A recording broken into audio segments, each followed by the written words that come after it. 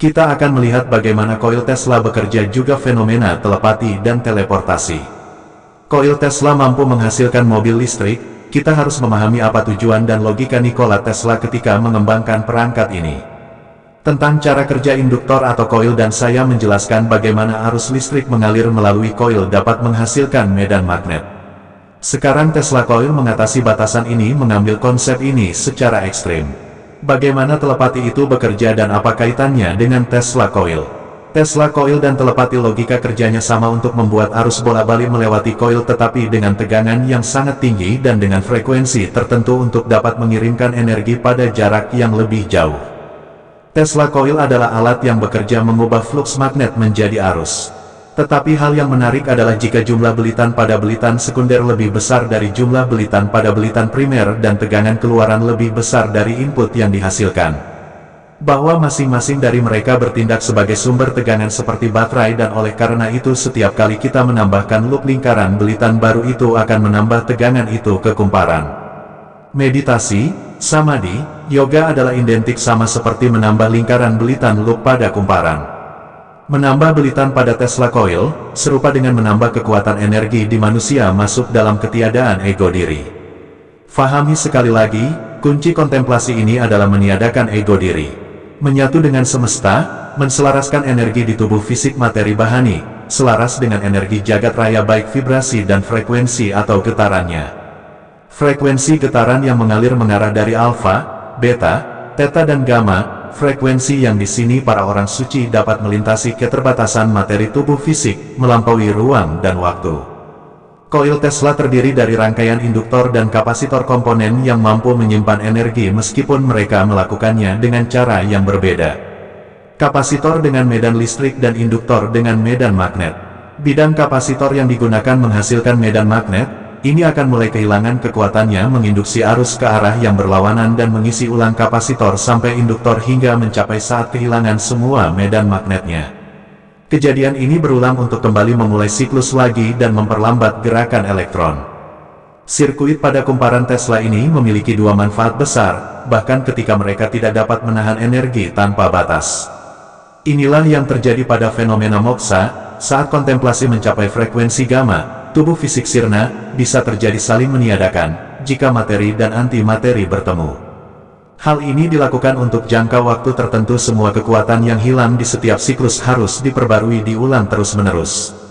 Sesuatu yang mirip dengan apa yang terjadi pada pendulum yang hanya dengan mendorongnya sekali saja, ia dapat terus berosilasi pada frekuensi yang teratur.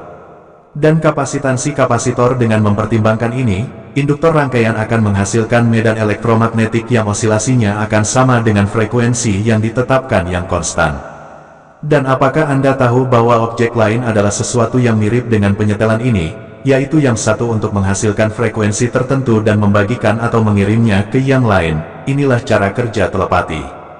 Cara kerja koil Tesla identik dengan ritual kontemplasi pada manusia, yaitu memaksimalkan energi di tubuh dan menyebarkan melalui vibrasi. Anda pasti pernah mendengar percobaan di mana frekuensi getaran yang sama berubah melalui udara dari yang pertama akan menggerakkan yang kedua. Tepat pada saat yang tepat sehingga gerakannya diperkuat. Pada koil Tesla, yang kita perlukan adalah sumber arus bola balik yang akan dihubungkan ke transformasi dasar. Dengan ini kita akan mendapatkan alternatif kerja medan magnet, yaitu, sama dengan sumber awal katakanlah 50 atau 60 Hz arus bola balik baru ini dibawa ke rangkaian resonansi dengan kapasitor dan induktor yang sesuai yang biasanya disebut kumparan primer, dari logam yang sangat dekat tetapi tidak menyentuh. Adalah bahwa kumparan primer memancarkan medan elektromagnetik dengan frekuensi rangkaian resonansi. Terakumulasi dalam kapasitor tanpa memiliki cara lain yang mungkin. Tetapi tegangan sumber tumbuh dengan setiap osilasi elektron mencoba untuk menemukan jalan lain. Terakumulasi dalam kapasitor dengan cepat mengeluarkannya dan hilang karena kapasitor akan kembali menjadi arus untuk arus yang mengulangnya lagi. Itu akan melewati tegangan yang sangat tinggi yang akan berosilasi pada frekuensi rangkaian resonansi. Dan oleh karena itu akan menghasilkan medan elektromagnetik yang berosilasi pada frekuensi yang sama yang dapat kita manfaatkan dengan kumparan sekunder. Kita akan memiliki dua kumparan di dekatnya dan dengan perbedaan besar antara jumlah putaran masing-masing. Kita akan memiliki transformer kedua di koil Tesla kita. Anda harus dapat mengakumulasi muatan yang lebih besar dan mencegahnya agar tidak lepas ke lingkungan akibat efeknya, dan oleh karena itu juga mencegah tegangan yang dihasilkan semakin meningkat. Jika Anda paham tentang laba-laba yang terbang menggunakan listrik atau medan magnet, itu adalah efek medan magnet yang umumnya terjadi. Semua serangga dan beberapa jenis kumbang tidak terbang karena sayapnya, tapi ia berlevitasi melawan gravitasi dengan vibrasi yang dicipta melalui getaran pada sayapnya. Terjadi ketika ada beda potensial yang besar antara suatu unsur dan lingkungan di sekitarnya. Bagian atas kumparan Tesla justru sebaliknya. Tapi ini lebih banyak energi karena ini memiliki lebih banyak muatan yang terakumulasi dan siap untuk melompat menghasilkan kejutan listrik yang semua orang tahu dan sukai dari kumparan Tesla. Tetapi itu tidak semua paham tentang cara kerja kumparan Tesla. Juga kaitannya dengan menggunakan potensi yang ada di tubuh kita, manusia. Meskipun sepertinya tidak dapat difahami oleh umum, bahwa tubuh materi kita juga menghasilkan medan magnet. Tesla berkata bahwa semua yang ada di dunia ini adalah energi, frekuensi vibrasi yang mengantarkan getaran energi tersebut. Seperti karya Tesla tentang koilnya, bagian dengan kumparan sekunder dan toroid membentuk rangkaian resonansi baru, di mana tidak ada kapasitor fisik. Tetapi kapasitansi konduktor dengan voltase berbeda relatif dekat dua sirkuit residen ini. Secara teori, kita dapat memanfaatkan kemampuannya untuk mengirimkan energi dengan lebih efisien.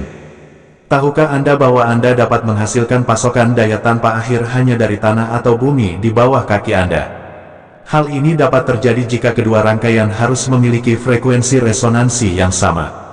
Dan frekuensi resonansi bagian dengan kumparan sekunder tidak dapat dimodifikasi secara tepat karena tidak ada kapasitor yang dapat kita ukur kapasitansinya. Karena alasan ini beberapa metode biasanya disertakan untuk bervariasi. Kapasitas pendulum dan kumparan primer adalah gaya yang mendorong pada saat yang tepat. Dengan cara ini dimungkinkan untuk menghasilkan tegangan yang jauh lebih tinggi daripada yang telah dimulai dan yang juga berosilasi pada frekuensi resonansi. Cara kerja kumparan Tesla pada tegangan yang lebih rendah, untuk menghindari kerugian ini dan hanya menghasilkan medan elektromagnetik. Jika kami menempatkan lampu neon di dekat kumparan, itu akan menyala karena medan elektromagnetik akan memberikan energi yang cukup sehingga gas di dalam mulai bersinar ultraviolet. Dengan cara ini kita tidak akan memanfaatkan potensi kumparan Tesla sama sekali karena kita tidak menggunakan kualitas rangkaian resonansinya. Bayangkan saja sinyal radio. Di satu sisi kita akan memiliki antena raksasa yang memancarkan frekuensi elektromagnetik, dan di sisi lain radio yang di bagian dalamnya memiliki rangkaian resonansi yang dapat kita sesuaikan untuk menerima. Bagi kita sekarang, bagaimana cara menggunakan frekuensi tersebut untuk mengirimkan informasi? Manusia identik dengan sumber energi. Kita dapat mengirim apa yang kita pikirkan ke orang lain dengan cara mengirimnya lewat getaran vibrasi pada frekuensi yang sama oleh penerimanya. Itu adalah telepati. Hal ini bisa terjadi pada fenomena teleportasi, berpindahnya tubuh fisik melintasi ruang dan waktu. Fenomena gambar sosok manusia melayang di atas tanah yang tampil di relief situs-situs Nusantara, juga visualisasi bentuk orang duduk bersila adalah teknologi leluhur kita yang sudah sangat maju. Teknologi yang dapat menembus keterbatasan ruang dan waktu yang bersifat materi, karena leluhur kita memahami eksistensi jiwa, ruh, Atman yang ada di tubuh ini dan memahami sepenuhnya ada kekuatan yang maha di luar tubuhnya. Kebuntuan sains saat ini adalah terbatas pada materi fisik bahani yang hanya dirasakan oleh 5 indera tubuh. Saat ilmu pengetahuan beralih meneliti pada yang non-fisik non-materi, disitulah kecepatan sains bergerak maju membawa peradaban menuju kemajuan pesat mensejahterakan dengan frekuensi yang ditetapkan yang konstan. Dan apakah Anda tahu bahwa objek lain adalah sesuatu yang mirip dengan penyetelan ini, yaitu yang satu untuk menghasilkan frekuensi tertentu dan membagikan atau mengirimnya ke yang lain? Inilah cara kerja telepati. Cara kerja koil Tesla identik dengan ritual kontemplasi pada manusia, yaitu memaksimalkan energi di tubuh dan menyebarkan melalui vibrasi. Anda pasti pernah mendengar percobaan di mana frekuensi getaran yang sama berubah melalui udara dari yang pertama akan menggerakkan yang kedua. Tepat pada saat yang tepat sehingga gerakannya diperkuat. Pada koil Tesla, yang kita perlukan adalah sumber arus bola balik yang akan dihubungkan ke transformasi dasar. Dengan ini kita akan mendapatkan alternatif kerja medan magnet, yaitu sama dengan sumber awal katakanlah 50 atau 60 Hz. Arus bola-balik baru ini dibawa ke rangkaian resonansi dengan kapasitor dan induktor yang sesuai yang biasanya disebut kumparan primer, dari logam yang sangat dekat tetapi tidak menyentuh. Adalah bahwa kumparan primer memancarkan medan elektromagnetik dengan frekuensi rangkaian resonansi. Terakumulasi dalam kapasitor tanpa memiliki cara lain yang mungkin. Tetapi tegangan sumber tumbuh dengan setiap osilasi elektron mencoba untuk menemukan jalan lain. Terakumulasi dalam kapasitor dengan cepat mengeluarkannya dan hilang karena kapasitor akan kembali menjadi arus untuk arus yang mengulangnya lagi. Itu akan melewati tegangan yang sangat tinggi yang akan berosilasi pada frekuensi rangkaian resonansi. Dan oleh karena itu akan menghasilkan medan elektromagnetik yang berosilasi pada frekuensi yang sama yang dapat kita manfaatkan dengan kumparan sekunder. Kita akan memiliki dua kumparan di dekatnya dan dengan perbedaan besar antara jumlah putaran masing-masing. Kita akan memiliki transformer kedua di koil Tesla kita. Anda harus dapat mengakumulasi muatan yang lebih besar dan mencegahnya agar tidak lepas ke lingkungan akibat efeknya dan oleh karena itu juga mencegah tegangan yang dihasilkan semakin meningkat. Jika Anda paham tentang laba-laba yang terbang menggunakan listrik atau medan magnet, itu adalah efek medan magnet yang umumnya terjadi.